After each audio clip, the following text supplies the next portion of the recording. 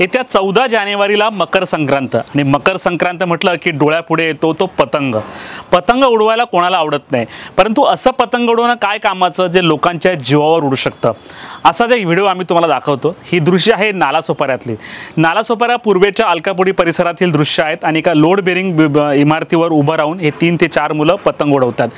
केवळ चक्क हे लोक पत्र्यावर चढलेले आहेत आणि पतंग उडवण्याचा मनसोक्त आनंद घेत आहेत, परंतु जरा जरी पाय जरी सरकला तरी हे सिद्धांत खाली पडू शकतात, कारण पतंग उडवताना हवा देखील तेवढी असते। गेल्या 2 दिवसापासून हवेचा दाब हा वाढलेला आहे, त्यामुळे हे पतंग उडवण्याच्या जीवावर वेतू शकतं। आमच्या एका प्रेक्षकाने आम्हाला हा व्हिडिओ पाठवलेला आहे। तुम्ही जर त्या परिसरात राहत असाल आणि ह्या मुलांच्या आईवडिलांना तुम्ही जर ओळखत असाल किंवा ह्या मुलांना ओळखत असाल तर लवकरच तुम्ही त्यांना त्यांच्या आईला किंवा वडिलांना हा व्हिडिओ दाखवा आणि लवकरच त्यांची कान उघडणी करा। तुम्ही देखील येत्या 14 तारखेला पतंग उडवताना मोकळ्या जमिनीवर किंवा मोकळ्या मैदानात पतंग उडवा, तुमच्या सोसायटीच्या टेरेसवर पतंग उडवा, परंतु अशा प्रकारे पत्र्यावर उभं राहून जीव मुठीत घालून पतंग उडवून आपल्या जीवावर बेतू शकतं। पुन्हा हा व्हिडिओ एकदा पाहूया।